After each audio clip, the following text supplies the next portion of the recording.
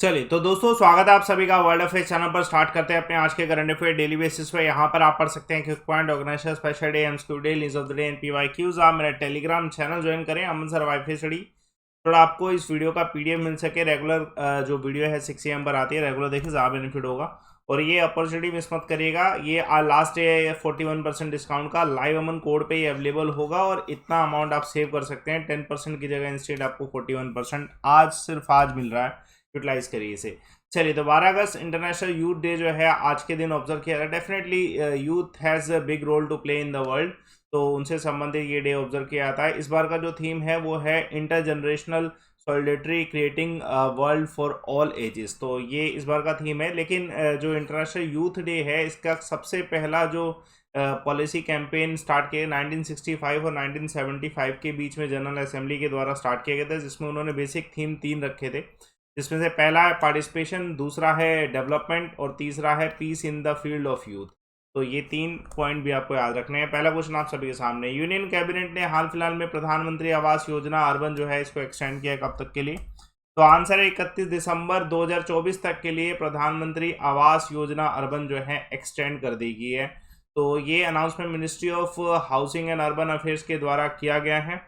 और ये प्रपोजल, इससे पहले जो फाइनेंशियल असिस्टेंस प्रोवाइड अनाउंस किया गया था 122 लाख हाउसेस का, वो ही कंप्लीट किया जाएगा। इसी को सैंक्शन जो है 31 मार्च 2022 के लिए किया गया था, उसी को आगे प्रपोजल को जो है कंटिन्यू किया जाएगा। तो ये इम्पोर्टेंट है। देखिए इसमें जो नोडल एजेंसी है, इसे अगर हम पहले टारगेट देखें 2004 से लेके 2014 के बीच में 8 लाख के आसपास जो है घर कंप्लीट किए गए थे इसी अर्बन हाउसिंग स्कीम के अंतर्गत, जो उससे पहले दूसरे नाम से थी। और जब अभी ये जो गवर्नमेंट है, इस गवर्नमेंट के अंतर्गत जो है इस स्कीम को और ज़्यादा बढ़ोतरी दी गई है। डिमांड जो है 100 लाख हाउसेस की थी एज ऑन 2027, और अभी प्रोजेक्ट में जो है ऑन कंस्ट्रक्शन देखा जाए तो 102 लाख जो है हाउसेस, मतलब जो डिमांड है उससे ज़्यादा ही पक्के घर जो है बनाने की कोशिश की जा रही है सरकार के द्वारा, सो डैट की बेनिफिशियर्स को जो है बेनिफिट हो। Let's see the second question. Union government ने हाल फिलहाल में कितना अमाउंट जो है रिलीज किया है to provide to state? 2 installment जो है ये अब दी जा रही हैं टैक्स डिवोल्यूशन के अंतर्गत। तो ये है 1,16,000 करोड़। ये होता किसके अंतर्गत है? देखिए 15 फाइनेंस कमीशन जब आई थी एनके के देख रेख में, उन्होंने टैक्स डिवोल्यूशन पे फोकस किया था और उन्होंने कहा था कि जो है स्टेट जितनी भी हैं उन सभी को जो है रिकमेंडेशन की गई थी 1% के आसपास टैक्स जो कलेक्ट सेंटर करता है उसे 14 इंस्टॉलमेंट में स्टेट्स को दे देना चाहिए।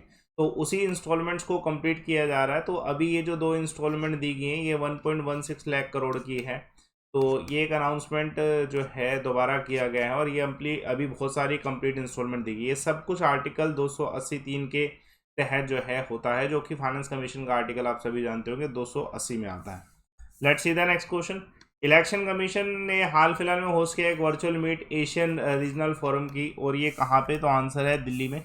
देखिए इसके बाद जो है एक और बहुत बड़ा इवेंट होगा, वो ग्लोबल समिट होगा डेमोक्रेसी को लेके, जो कि होस्ट किया जाएगा national electoral institute of Mexico के द्वारा, जो आने वाले मंथ्स में होने वाला है। तो उससे पहले एक डिस्कशन जो है रीजनल लेवल पे हो रहा है। एशियन रीजनल फोरम दिल्ली में अभी ऑर्गेनाइज किया गया।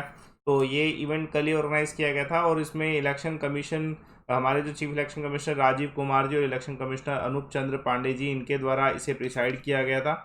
और बहुत सारे देश जो एशिया से संबंधित है, जैसे मॉरिशस हो गया, फिलीपींस हो गया, नेपाल, उज्बेकिस्तान, मालदीव, ये सब कंट्रीज़ के जो इलेक्शन बॉडीज़ के हेड हैं वो सब इसमें जो है प्रेजेंट थे। डिस्कशन डेफिनेटली इसी चीज़ पे हुआ था, किस तरीके से इलेक्शन इंक्लूसिव, एक्सेसिबल और पार्टिसिपेटिव जो है बनाया जा सके। Let's see the next question.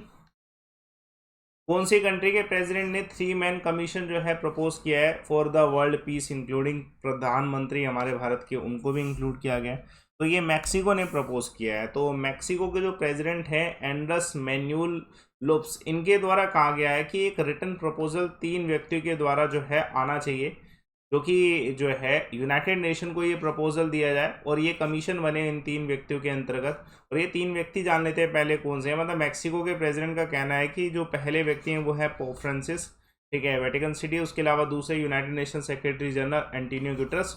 और तीसरी बहुत बड़ी बात जो है, इंडिया के प्राइम मिनिस्टर नरेंद्र मोदी जी होने चाहिए। ये तीन व्यक्ति जो हैं एक रिटन प्रपोजल लिखें और उसमें जो है इस चीज़ को अनाउंस करें कि आने वाले 6 सालों के लिए किसी भी तरीके की वॉर नहीं होनी चाहिए। एक ऐसा एग्रीमेंट साइन होना चाहिए जिसमें किसी भी तरीके की वॉर ना हो। स्पेशली लोगों को सपोर्ट करने के लिए सरकार जो है 5 साल तक सिर्फ लोगों पे ही फोकस करे, किसी भी तरीके का और जो है टेंशन ना हो वर्ल्ड में। तो ये एक स्टेटमेंट जो है इनके द्वारा कही गई है और पॉसिबली इसको अगर प्रमोट किया गया तो डेफिनेटली ये पॉसिबल भी है। प्रमोट करने पे डिपेंड करता है, ऐसा ही जो है मैक्सिको के प्रेसिडेंट के द्वारा कहा गया। एसबीआई ने हाल फिलहाल में ये कहा है कि इंडियन वीज़ा सेंटर जो कि बांग्लादेश में चल रहा है वो अभी 2 साल के लिए और चलेगा। तो इस क्वेश्चन का आंसर क्या है? बांग्लादेश इस क्वेश्चन का आंसर है। तो स्टेट बैंक ऑफ इंडिया जो अभी री एंगेज कर रही है अपने जितने भी एजेंट्स हैं जो कि इंडियन वीज़ा एप्लीकेशन सेंटर चला रहे हैं बांग्लादेश में, क्योंकि अब 2 साल के लिए और एक्सटेंड कर दिए गए। ये अनाउंसमेंट कहाँ पे हुआ? अभी एक सेरेमनी हुई थी, एक सिंगिंग सेरेमनी हुई थी जिसमें हाई कमिश्नर ऑफ इंडिया जो है बांग्लादेश के लिए विक्रम के दरस्वामी, इनके द्वारा ये चीज़ अनाउंस की गई। तो ये एक इम्पोर्टेंट है। इसमें एसबीआई के अटेंडेंट जो हैं इन्होंने भी इसमें पार्टिसिपेट किया था। तो एसबीआई की तरफ से जो प्रपोज़ल है इसमें और भी बहुत सारी चीज़ें होने वाली, जैसा पहला Indian visa application centre Bangladesh में, इसमें वर्क स्टार्ट किया जा रहा है। उसके अलावा ऑनलाइन फॉर्म फिल किए जाएंगे, सबमिशन फॉर्म, ये सब स्लॉट बुकिंग, ये सब कुछ जो है अवेलेबल कराई जाएगी। Let's see the next question. देखिए, वर्ल्ड हेल्थ ऑर्गेनाइजेशन जो है इन्होंने एक चीज़ ऑब्जर्व करी है कि हाल फिलहाल पे जो मंकीज़ हैं उन पे अटैक जो है बढ़ता जा रहा है। और डेफिनेटली ये कहाँ पे बढ़ता जा रहा है? अभी ये ब्राज़ील में देखने को मिल रहा है। और डर किस बात का? मंकी पॉक्स का। ये बहुत ज़्यादा ह्यूमन एक्ट मान सकते हैं हम कि मंकी पॉक्स के नाम पर जो मंकी हैं उन्हीं को मारा जा रहा है कि ये ट्रांसमिशन मंकी से हो रहा है। तो लेकिन एक्चुअली हम सभी जानते हैं कि जो मंकी पॉक्स का ट्रांसमिशन है अभी ये ह्यूमन टू ह्यूमन हो रहा है। पॉसिबिलिटी है स्प्रेड होने की कि एनिमल से ह्यूमन होगा, लेकिन recent outbreak is just between humans only. तो ये बहुत ही अजीब दुर्घटनाएं जो देखने को दुर्घटनाएं नहीं है, इट्स वेल प्लान्ड। ब्राज़ील में बहुत सारी जगह ऐसा देखने को मिल रहा है कि जो बंदर है, मंकी से, उनको जहर दिया जा रहा है या तो फिर उनको स्टोन से मारा जा रहा है जिससे कि वो मर जाए। अभी रिसेंट जो है 10 मंकीज़ के मारने का जो है न्यूज़ देखने को मिला है ब्राज़ील से। और अभी आप वैसे जानते हैं कि मंकी पॉक्स के केसेस भी बढ़ते जा रहे हैं। इंडिया में भी कुछ केसेस आ गए, यूरोप में ज़्यादा ही केसेस आ रहे हैं। तो लेट्स सी कि क्या बनता है। वर्ल्ड हेल्थ ऑर्गेनाइजेशन इसमें क्या अनाउंसमेंट करता है। फीफा जो है अपना वर्ल्ड कप जो कि कतार होस्ट करने वाला है, ये एक दिन पहले होस्ट करेगा। और वही क्वेश्चन में है कि वर्ल्ड कप जो है कितने दिन पहले और स्टार्ट होने की संभावनाएं हैं। तो एक दिन पहले का है।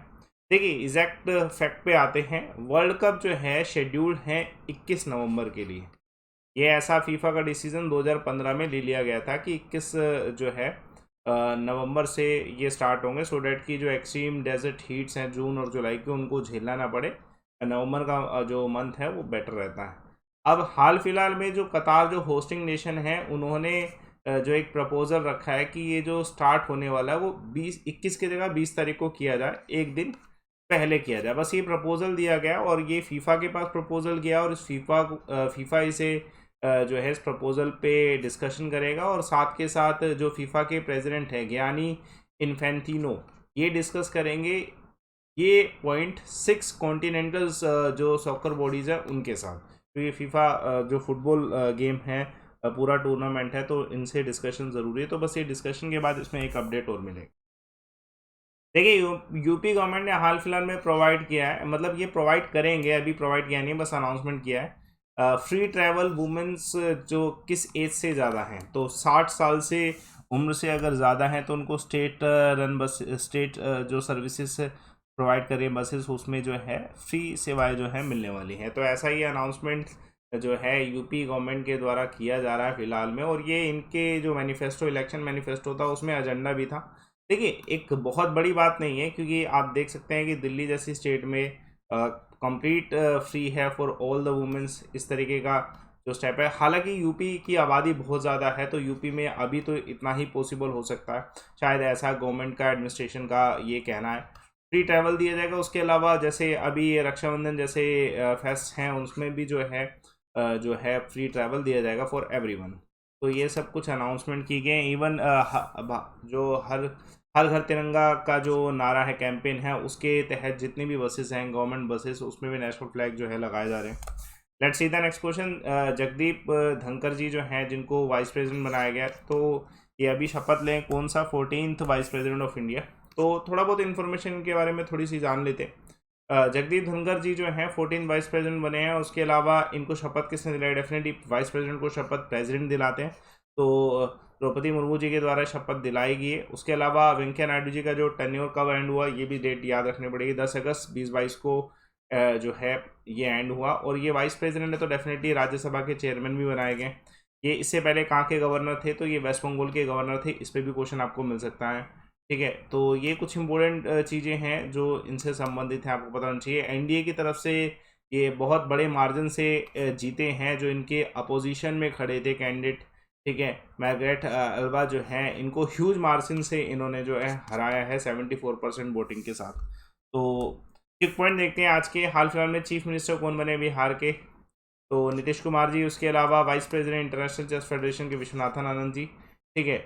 पंच अमृत जो स्कीम है, कौन सी स्टेट ने स्टार्ट करी है? उत्तर प्रदेश ने।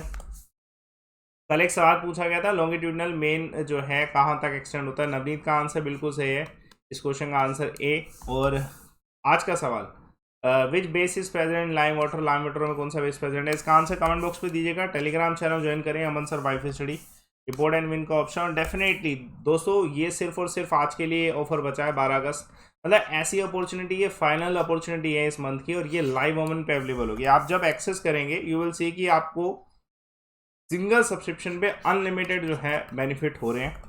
आप इस समय कोई भी कोर्स अनअकैडमी पे लेंगे तो आपको, जैसे आप बस एक बार एटलीस्ट आज में, क्योंकि सिर्फ आज के लिए बचा है, कल नहीं होगा ये ऑफर, तो ये लिमिटेड ऑफर सिर्फ आज के लिए है, फेस्टिव टाइम है इस वजह से। तो लाइव अमन कोड आप एटलीस्ट आज लगा के देखें, you will see a huge discount. 10% कुछ भी नहीं है, यू विल सी 41%, ठीक है। तो ये प्रोसीड टू पे आज ही करके देखना, क्योंकि कल ये ऑफर नहीं होगा, कल सिर्फ और सिर्फ 10% अवेलेबल होगा। तो utilise the code live Aman, utilise करिए। बाकी सेशन को लाइक करिए, शेयर करिए, चैनल को सब्सक्राइब करिए। Thanks a lot for watching.